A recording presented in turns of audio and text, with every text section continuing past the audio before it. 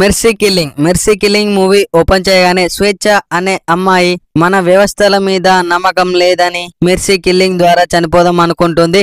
న్యాయ వ్యవస్థలని న్యాయం అడుగుతుంది. న్యాయ వ్యవస్థలు ముందుకు వస్తాయి. అప్పుడైతే స్టోరీ స్టార్ట్ అవుతుంది. స్వేచ్ఛ చిన్నపిల్ల, ఆమె అనాథ, ఆశ్రమంలో ఉంటుంది. వాళ్ళ అమ్మ గురించి అయితే తెలుసుకుంటుంది. వాళ్ళ అమ్మ చనిపోతుంది.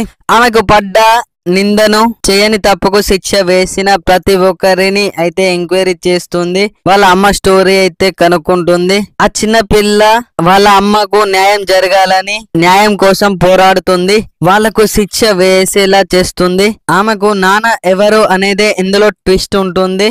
ఈ మూవీ బాగుందా అంటే ఓకే, పర్లేదు. ఆ చిన్న పిల్ల యాక్టింగ్, డైలాగ్ సూపర్ గా ఉంది. ఈ మూవీ ఏంటంటే వాళ్ళ అమ్మ నాన్నల గురించి తెలుసుకోవడం, వాళ్ళకు న్యాయం జరిగేలా చేయడమే ఈ మూవీ ఉద్దేశం. ఇందులోనైతే జబర్దస్త్ లో ఉండే ఐశ్వర్య ఆ చిన్నపిల్ల అమ్మగానైతే నటించింది. స్టోరీ అయితే డిఫరెంట్ గా ఉంది.